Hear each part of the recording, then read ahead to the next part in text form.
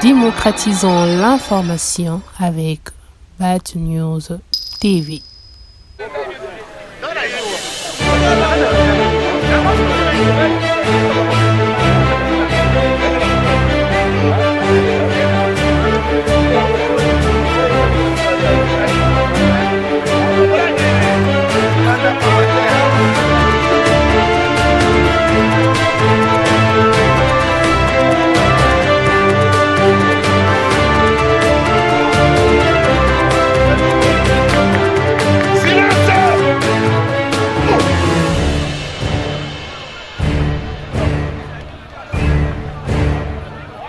Au centre, portez!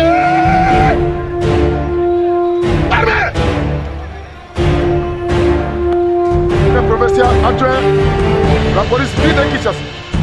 Mon général, les unités des forces armées et de la police nationale congolaise, garnison de Kinshasa. Danger pour les débuts. Officier supérieur du jour, conseil supérieur, Bangou, Roger. Alors,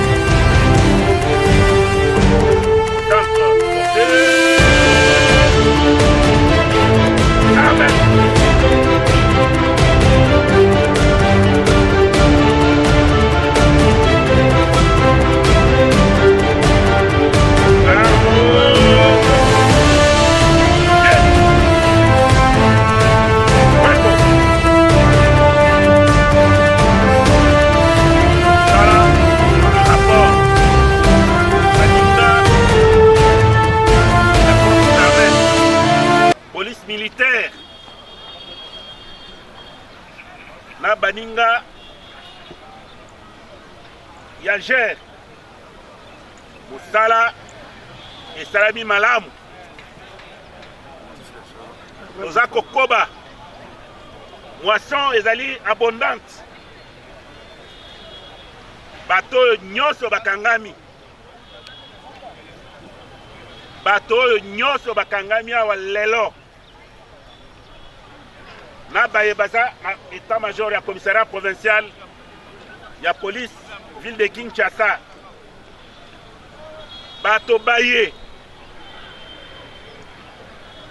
bakangami penza ya solo bakotikama te bolandaki na bayebasaki présent to bayebalandi par le média bakonzi ya mboka baza déterminé pour aussi sa makambo na banzi oyo esalami lelo toza kokoba toute la semaine ici pe semaine oyo ya liboso esengeli na biso koassainir ville ya Kinshasa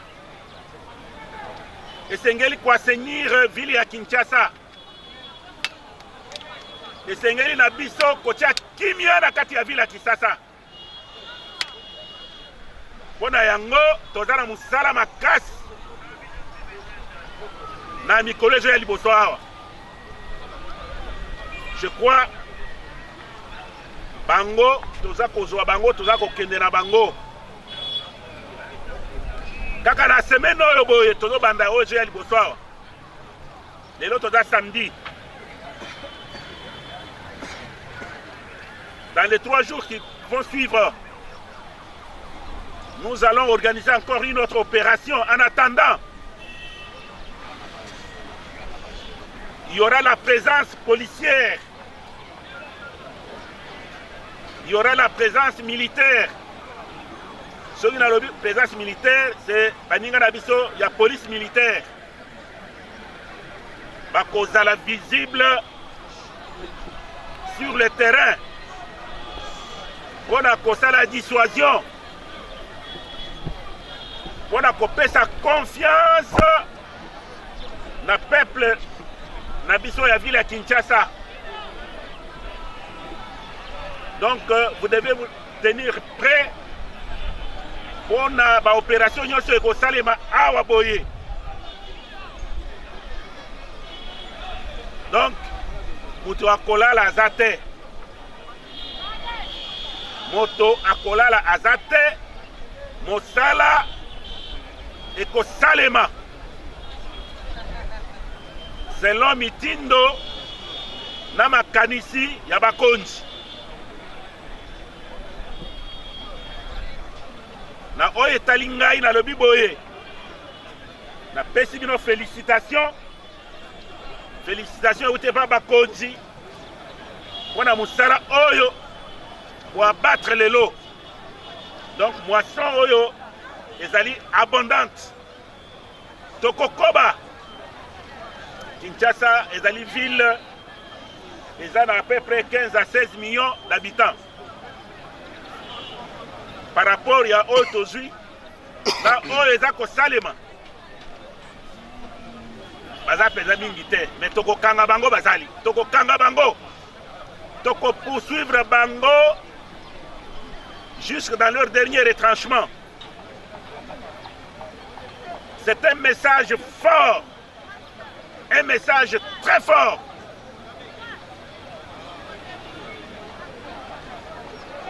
Oyo toza kopesa mpona koassurer population na biso. Boyebi malamu que na mikolo moke oyo eza liboso awa tokoyamba bapaya awa na mboka na biso oyo babengi jeu ya francophonie. Esengeli bapaya wana bakuta ville déjà asseni, ville ezala na kimia, kimia ezala na kati ya ville, embouteillage ezala te, ba marché pirate ezala te. Nde musala oyo bakonzi basengi na biso na ngonga oyo boye. J'insiste, nous devons assainir la ville de Kinshasa. Nous sommes tenus d'assainir la ville de Kinshasa.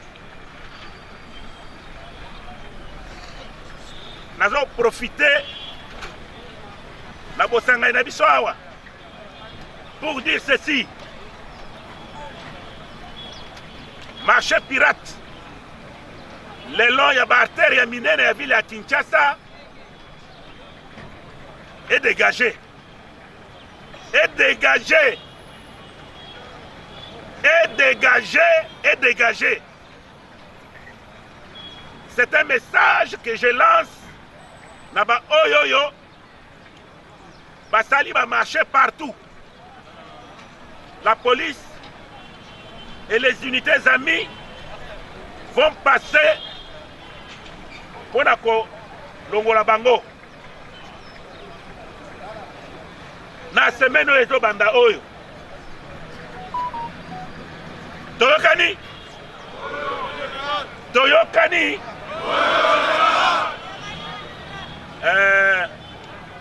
Tosakane to na droite na ngai ya boye. Tozali na bourgmestre ya commune ya Bandalungwa. Ye payé à se joindre pas na biso na kati ya opération oyo. Bango bafongole biso mitema, bafongole biso maboko po mosala na biso esalema correctement. Topesi bango merci, topesi bango longonya mpona boyami na bango awa na bakomine na bango. Bato bakozonga na baunité na bango na kimia po na poursuite ya misala ya mokolo na mokolo. Lelo eza samedi, ezali journée ya ba cérémonie ezali journée ya makambo ebele esengeli présence policière et se faire remarquer.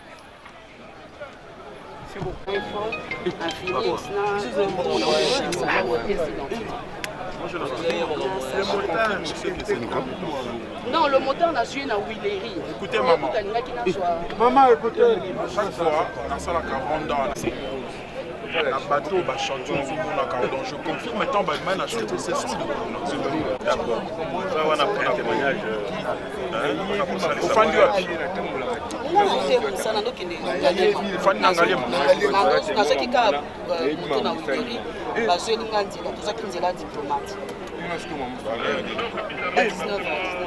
Je suis déjà sur le dossier.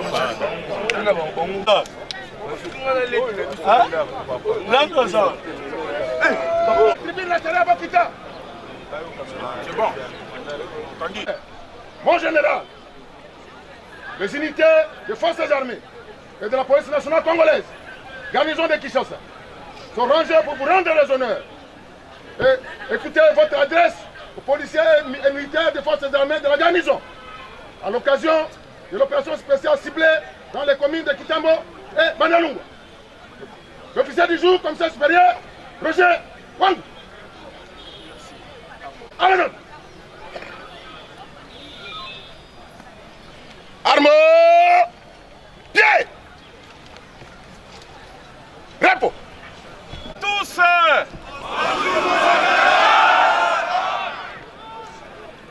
voilà. Tozali na maloba ebele te. Tolingi tout simplement kopesa bino longonya na musala. Tozali mapinga, tozali police, pona bato, pona mboka. Soki bato bakomi na ba difficulté, mboka ekomi na difficulté, musala na biso, kobatela bato na biloko na bango, pe kobundela mboka ti ndelo nango mutu moko azwa yango te. Lelo tozali awa pona musala touti kosala. Na musala oyo kitoko bosali, batu yango oyo, police na militaire, bakangi ba oyo bazotungisa population. Toko koba na musala oyo ti toko se rassurer que batu nyonso bazotungisa population na Kinshasa, tozwi bango. Bomonaki musala police asalaki dernièrement. Akangi ba oyo bazo enlever batu. Musala wana ezo continuer. Lelo tosuki awa tokozonga na ba unité na biso, tokozela mibeko mosusu ekouta na bakonzi. Biso tozali wana pona kokokisa vision ya mokonzi ya mboka. Président Félix Tshisekedi Tshilombo alingi ke batu na ye bafanda kimia, population na ye efanda na boboto. Malheureusement, batu oyo balingi yango te. Tozwi bango tokangi. Pe toko continuer ti toko se rassurer que oyo ya suka asalaka biloko oyo akoti na file na biso batu a service ya sécurité. Est-ce que toyokani? Place nyonso tozali batu ya renseignement. Omoni moto azobomba kuluna, azobomba moibi, azobomba mutu akwaleve batu, azobomba bandi. Il faut dénoncer. Voilà eloko nazalaki nango ya koyebisa bino, na kopesa bino longonya, ezala GR, ezala 14e région, ezala police ya ville ya Kinshasa, longonya na bino pona musala bosali butu mobimba. Pe bopemi malamu. Toyokani?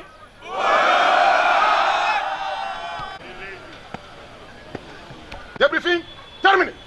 Merci. Les gens peuvent rentrer dans leurs unités respectives pour continuer avec leurs activités habituelles. Armes au pied, repos. Avancez, mon général.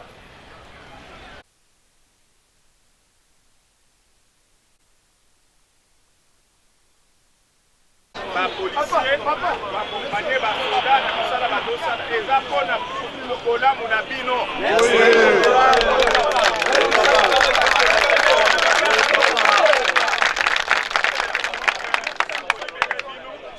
Na bakonzi bazali awa bakolibere bino parce que bourgmestre mpe alobeli bino ke koza baka malamu et donc bosalisa mpe ye.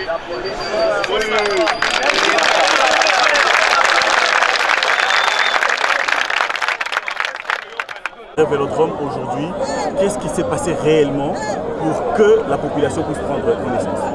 Voilà, ce qui s'est passé, c'est que les éléments de défense et sécurité, donc la police et l'armée de la ville-province de Kinshasa et la GER, la garde républicaine, l'unité du commandant suprême, se sont organisés pour essayer un peu de tracasser et d'arrêter, n'est-ce pas, les malfrats qui sont en train de créer la psychose à Kinshasa, tuant, enlevant.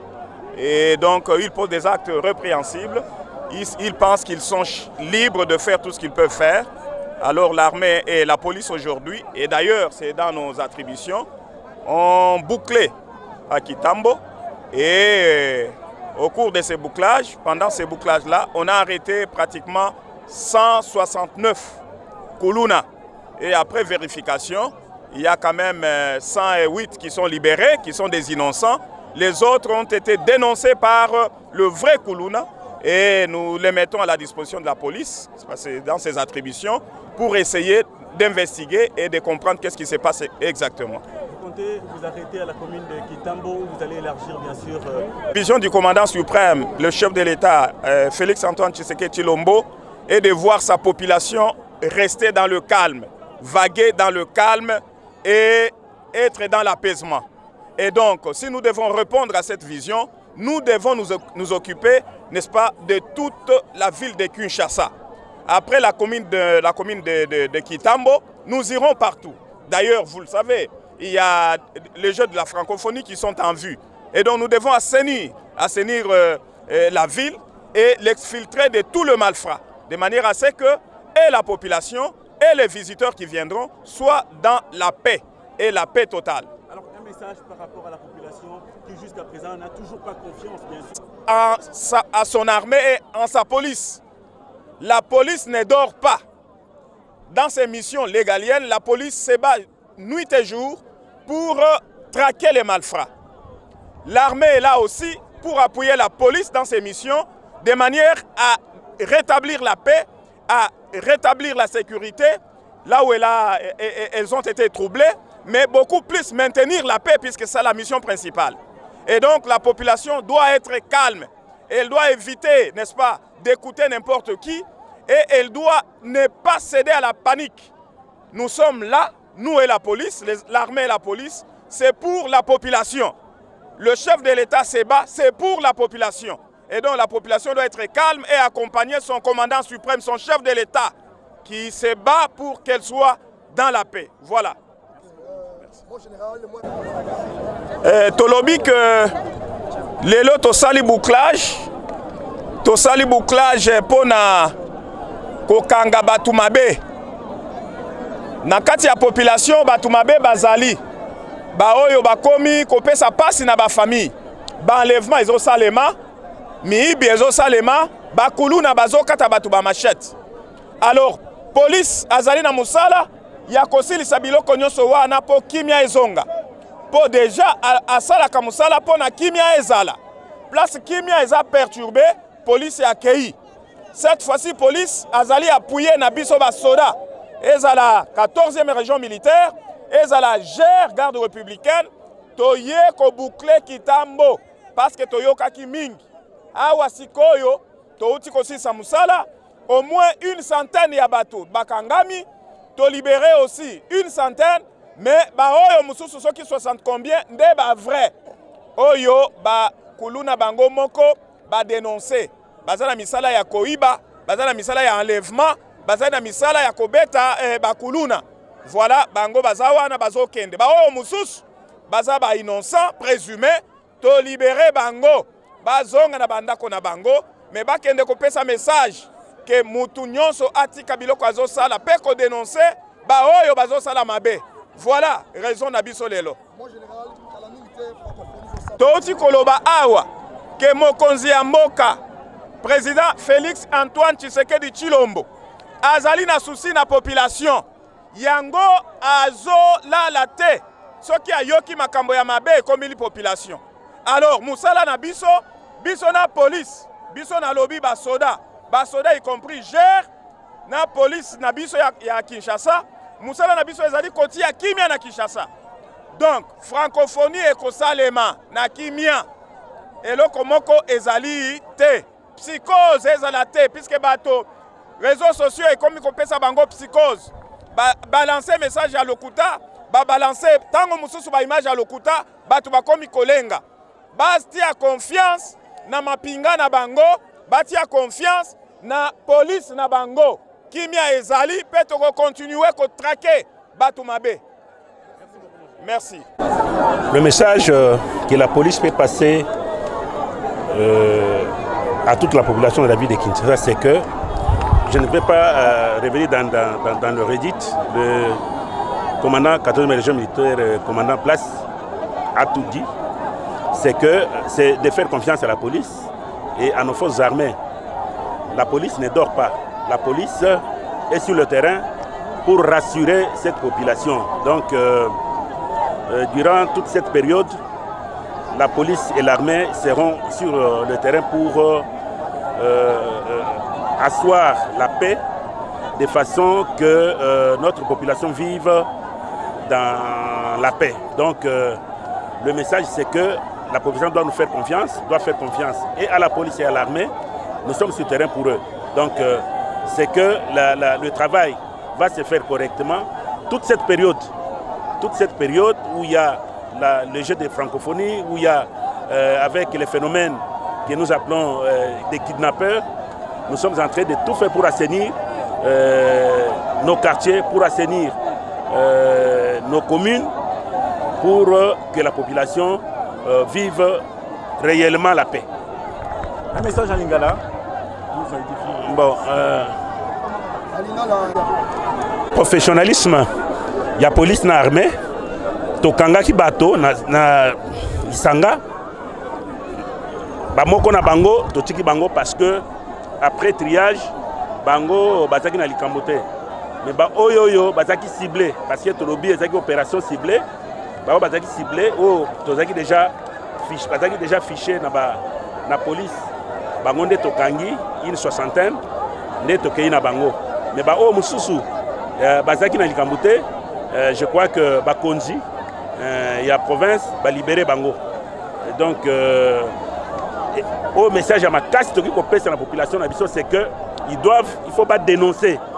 Il faut pas dénoncer à chaque fois qu'il y a un problème, à chaque fois que tel ou tel moi na azana katianda ou telle parcelle et sengeli ba saisir police pour que toyeba na kosali sabango pour na récupérer bato wana o baza kutungisa population na biso. Merci beaucoup. Merci beaucoup.